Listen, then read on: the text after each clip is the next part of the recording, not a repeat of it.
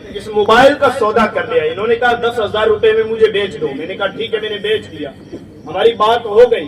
अब कंफर्म हो गया हमारा कि इन्होंने कहा मैंने 10,000 में खरीद लिया, मैंने कहा बेच दिया, बात हो गई हमारी कंफर्म। अब ये पेमेंट देंगे और सामान खरीदेंगे। इतने में तीसरा बंदा आता है, कहता है जी मैं ये चीज 15,000 में खरीदूंगा। शरीयत कहती है ये नाजायज काम कर रहा है, क्योंकि दो लोगों का जब सौदा हो चुका है तो उसके ऊपर तीसरा बंदा ये सौदा कर रहा है, ये नाजायज काम कर रहा है। ये उसूल कैसे सीखेंगे? इसी तरीके से हमारे यहाँ जो एम्प्लॉय रखे जाते हैं, जो सेठ होते हैं उसको मुस्ताजिर कहते हैं, जो एम्प्लॉय होते हैं उसको अजीर कहते हैं। सेठ के क्या हुकूक हैं उसको नहीं पता होता, एम्प्लॉय के क्या हुकूक होते हैं उसको नहीं पता होता। अब मैं आपको बताऊं इसमें कैसे रिस्क हराम दाखिल होता है। लोग परेशान होते हैं ना, जी बड़ी मेहनत से कमा रहा हूँ, हलाल रोजे कमा रहा हूँ। आपने एक बंदे से मुआहिदा किया, मैं आपके यहाँ दिन में 8 घंटे काम करूंगा, 500 रुपए आपसे मजदूरी लूंगा। गोया आपने अपने 8 घंटे उसको बेच। अब इस काम के दौरान आप आधा घंटा मोबाइल चला रहे हैं, है ही नहीं, आपने उसका काम ही नहीं किया है तो पैसा कैसे ले सकते हैं उससे? शरीयत इसको नाजायज कहती है। ये चीज जो है ना कब आएगी? जब इल्म होगा, और इल्म हम सीखते नहीं है। और ये मैं कोई जो बातें बयान कर रहा हूँ ना, ये कोई बहुत गहरी बातें नहीं है, समझे कि बहुत डीपली जाकर कोई बातें बयान कर रहा हूँ, बहुत गहरी बातें कर रहा हूँ। मैं बिल्कुल ये बेसिक बातें कर रहा हूँ, बिल्कुल बुनियादी बातें। ये बातें हर उस बंदे को सीखना लाजिम है जो छोटी सी दुकान भी चलाता है, और उसको भी सीखना जरूरी है जो इंटरनेशनल कंपनी का मालिक है। ये बातें तो एक अजीर, ये एक ताजिर को उंगलियों पर याद होनी चाहिए। मगर अफसोस हमारे यहाँ तो एक अक्सरियत है जिनको ये सब बातें मालूम ही नहीं होती। अच्छा अजीब बात पता है क्या है? हमारे यहाँ नमाज किसी ने नहीं सीखी है, लेकिन नमाज पढ़ते हुए गलती हो जाए तो इमाम साहब से पूछ लेते हैं, इमाम साहब वो दूसरी रकात में मुझे बैठना था, मैं खड़ा हो गया, तो क्या मसला है? वो तीसरी रकात में मुझे खड़ा होना था, मैं बैठ गया, तो क्या मसला? रोजे के हवाले से भी मसला पूछ लेते, इमाम साहब रोजे में सुरमा डालना कैसा है, इंजेक्शन लगवा सकते हैं कि नहीं लगवा सकते, ग्लूकोज लगवा सकते हैं कि नहीं? यानी ये कहीं ना कहीं एहसास होता है सीखने का। सीखा नहीं है लेकिन गलती करते हैं तो पूछ लेते हैं, लेकिन अपनी मुआशी जिंदगी में, कारोबारी जिंदगी में तो इतना भी एहसास नहीं होता है। पूछते भी नहीं है कि इमाम साहब मैं इस तरह का कारोबार कर रहा हूँ, शरीयत इजाजत देती है कि नहीं देती? मैं इस तरीके से ये काम कर रहा हूँ, मुझे शरीयत इजाजत देती है कि नहीं देती? हम तो ये चीजें पूछते ही नहीं है, और सीखने का कहीं ना कहीं एहसास भी नहीं होता है, क्योंकि हमारा ये जहन बना हुआ है कि दीन सिर्फ हज, नमाज, रोजा, ज़कात ही का नाम है। यारे मुकम्मल दीन सिर्फ हज, नमाज, रोजा, ज़कात का नाम नहीं है।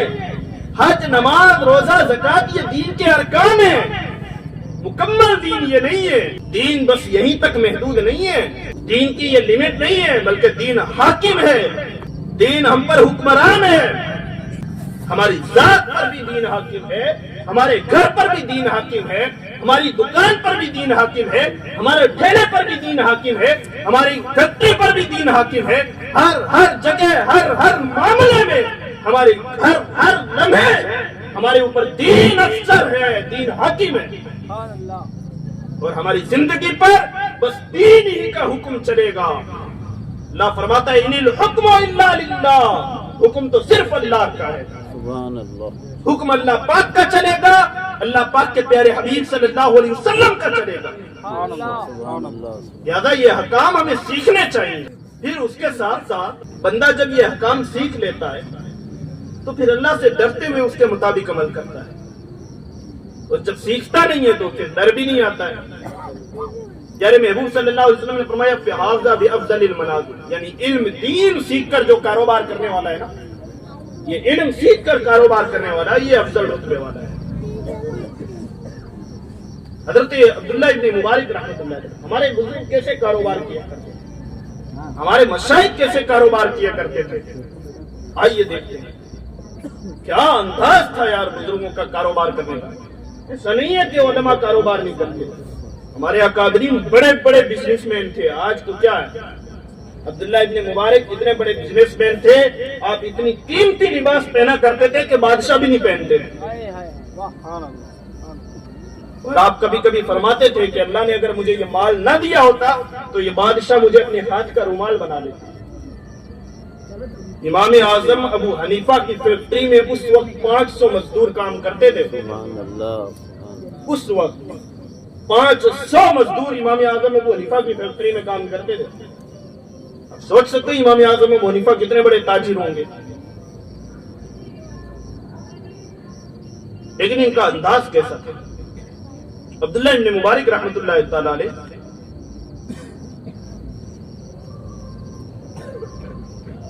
अब्दुल्ला इब्न मुबारक के बारे में बड़े बड़े उलमा आपको आलिम मशरिक व मगरिब कहा करते थे। अल्लाह पाक ने आपको इतना माल अता फरमाया था कि लाखों दिरहम यानी लाखों चांदी के सिक्के तो वो थे जो आप साल में सदका कर देते थे। सुभान अल्लाह। बड़े बड़े मुल्कों में आपके तिजारत के काफिले जाया करते थे। किताबों में लिखा है कि आपकी शान और शौकत ये थी कि बादशाह भी इतनी शान और शौकत से नहीं रहते थे। लेकिन हुजूर अलैहिस्सलाम ने जो फरमाया आलिम मालदार अफजल रुतबे वाला है, हजरत अब्दुल्ला इब्न मुबारक उन्हीं अफजल रुतबे वाले में से थे। आप बहुत बड़े ताजिर थे। जाहिर है कि मुलाजिम भी काफी रखे होंगे। आपके आदत मुबारका पता है क्या थी? आप देखते ना कि आपका कोई एम्प्लॉय, कोई मुलाजिम दुरूद पाक पढ़ते पढ़ते सौदा बेच रहा है, तो आप उस सौदे की कमाई इस्तेमाल नहीं फरमाते, यूज नहीं करते थे, बल्कि उसको कहते थे कि तुमने अल्लाह के रिज़ा के लिए दुरूद पाक नहीं पढ़ा है, बल्कि ये सौदा बेचने के लिए दुरूद पाक पढ़ा है। और खरीदने वाले ने तुम्हारा माल देखकर नहीं खरीदा है, बल्कि तुम्हारा दुरूद देखकर खरीदा है कि ये दुरूद पाक पढ़ रहा है तो अच्छा ही माल बेचे। तो फरमाया कि इसको सदका करना, सुभान अल्लाह, क्योंकि उसने हमारे माल से मुतासिर होकर माल नहीं खरीदा है, बल्कि तुम्हारे दुरूद पाक पढ़ने से मुतासिर होकर माल खरीदा है। लिहाजा ये सौदा ठीक नहीं हुआ। कितनी बारीक बात है। सौदा बेचते वक्त यानी जब हम ग्राहक को सामान दिखा रहे हैं उस वक्त जिक्रुल्लाह करना, सुभान अल्लाह, माशाअल्लाह वगैरह कहने से मना किया गया। ऐसा नहीं है कि दुकान पर बैठे हुए जिक्र नहीं करना है, बैठे जब जिक्र करें, लेकिन जब आप ग्राहक को माल दिखा रहे हैं तब मना किया गया है, क्योंकि फिर वो अल्लाह रब्बुल इज्जत का जिक्र जो है ना वो तिजारत का जरिया कहीं ना बन जाए, कहीं वो आपके जिक्र से मुतासिर होकर आपका माल खरीदने लग जाए तो गोया आपने उस जिक्र का बदला दुनिया में ही कमा लिया। तो इसलिए मना किया गया। एक मर्तबा हजरत अब्दुल्ला इब्न मुबारक आप सफर पर थे, एक जगह खड़े हो गए, नमाज का वक्त हो गया, आप घोड़े से उतरे, उसे एक जगह बांधा और वुजू करके नमाज पढ़ने लगे। जब सलाम फेरा तो देखा कि वो घोड़ा वहां मौजूद नहीं था, बल्कि खुलकर एक पड़ोस के खेत में चला गया और घास चल रहा था। फरमाया ये खाना तो हराम है, क्योंकि भाई किसी और का खेत है और उसकी इजाजत के बगैर मेरा घोड़ा उसमें चला गया, तो आपने फिर उसको सदका कर दिया। सुभान अल्लाह। कैसे? जो जिसके खेत से घोड़ा ने घास खाया था ना, वो घोड़ा ही पूरा उसको दे दिया। फरमाया कि अब इस पर मैं सवारी नहीं कर सकता, खुद नया घोड़ा खरीद कर आगे रवाना हो। कैसा तकवा था। अब ऐसे अजीम काम जाहिर है, अब ऐसे अजीम काम, ऐसे खूबसूरत काम वही करेगा जो शरीयत का इतना ज्यादा इल्म रखता होगा। लेकिन हमारे यहाँ इन सब चीजों की अहमियत है नहीं। तो प्यारे इस्लामी भाइयों, मकसूद था इल्म दीन की अहमियत बताना। तो हमें क्या है कि इल्म दीन सीखना चाहिए, इल्म दीन की तरफ आना चाहिए। ये मालो दौलत के चक्कर में इल्म दीन से महरूम ना रहे।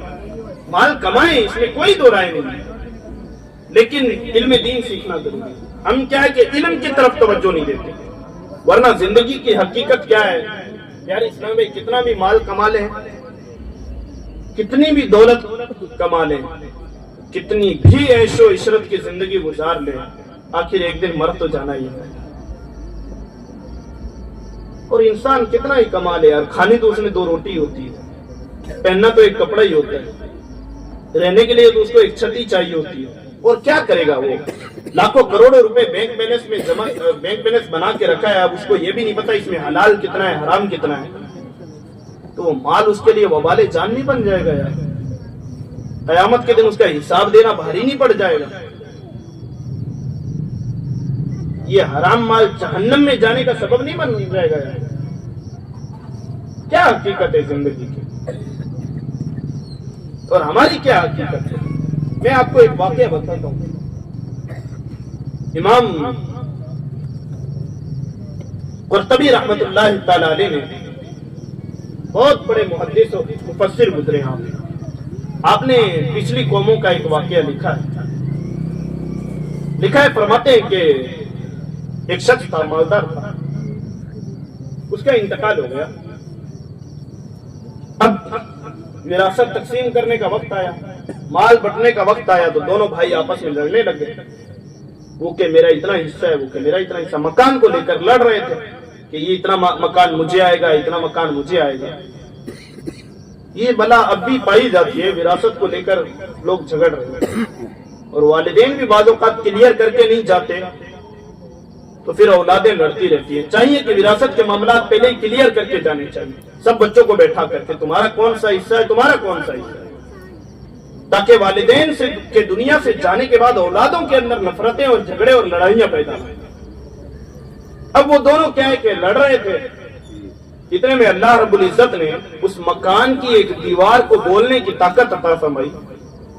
ایک اینٹ کو وہ اینٹ بولی اور کہنے لگی میری بات سنو، کیوں لڑ رہے ہو، میری ہسٹری سنو، میری کہانی سنو.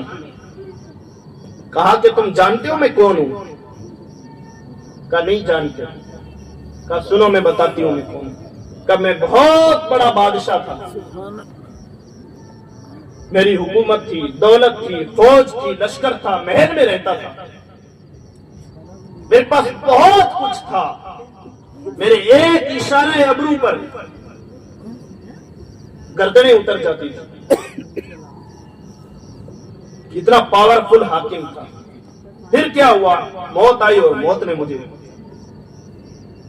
کچل دیا، مجھے دفن کر دیا گیا. 1000 سال گزرے، میری مٹی بھی برابر ہو گئی. 1000 سال کے بعد میری قبر کے پاس سے ایک کمہار گزرا. اس نے مٹی تو مل گیا تھا کہ اس مٹی کو جمع کیا اور اسے ایک پیالہ بنایا. اس نے پیالہ بنا کر کسی کو بیچ دیا. میں کسی کے گھر میں ایک زمانے تک استعمال ہوتا رہا، پھر وہاں ٹوٹ گیا، گھر والوں نے کوڑے پہ پھینک دیا. پھر میں واپس مٹی بن گیا. پھر ایک شخص آیا اور اس نے مجھے گوندا اور اس سے اینٹ بنا دیا اور آج اس دیوار کی میں لگا ہوا. میری حقیقت یہ ہے. کیا حقیقت ہے انسان؟ یہ مٹی کا بنا انسان پھر مٹی میں مل جائے گا. پھر کوئی آنے والا اس کو اٹھا کر لے جائے گا. پتہ نہیں آنے جانے والی ہوائیں اس انسان کی مٹی کو کہاں لے کر چلی جائیں. ابھی 2026 چل رہا ہے، 2026 فروری ہے نا. جب 2126 کی فروری آئے گی نا، شاید ہم میں سے یہاں بیٹھا ہوا کوئی شخص موجود نہیں ہوگا. بے شک. صرف 100 سال کی بات ہے، 1 صدی کی بات ہے. 1 صدی گزرنے کے بعد ہم میں سے یہاں کوئی نہیں ہوگا اور شاید ہماری قبروں کے نشان بھی یہاں نہیں ہوں گے. اللہ. اور دنیا تو ہزاروں سال دنیا کو گزر گئے نا. 1000 سال پہلے یہاں کون رہ کے گیا ہم نہیں جانتے، اور ہو سکتا ہے 1000 سال پہلے اس مٹی میں کون دفن تھا ہمیں نہیں پتا. ہماری زندگیوں کا بھی یہی ہونا ہے. نام و نشان ختم ہو جائے گا. کتنی یار قبروں میں دیکھے، قبر کھلتی ہے، قبر کھودنے پاس میں کھلتی ہے قبر، نشان تک نہیں ملتا ہے. نشان تک نہیں ملتا ہے. بعض اوقات دیکھتے ہیں کہ کچھ مل جائے یار، کوئی ہڈی مل جائے، کوئی بال مل جائے، کچھ نہیں ملتا ہے. سب مٹی ہو جاتا ہے. اکھڑی جو قبریں کو ہم تو دیکھا یہ میں نے، نہ عضوے بدن تھا نہ تارے کفن تھا. یعنی بدن کا بھی کوئی حصہ نہیں بچتا ہے، کفن کا کوئی تار بھی نہیں بچتا ہے. زندگی کی ہے حیثیت. اور پیارے، کسی سے امیدیں مت لگائیں کہ آپ کے مرنے کے بعد کوئی آپ کو ایصال ثواب کرے گا، کوئی آپ کے لیے دعا کرے گا. جیتے جی جو کر سکتے ہیں نا کر لیں.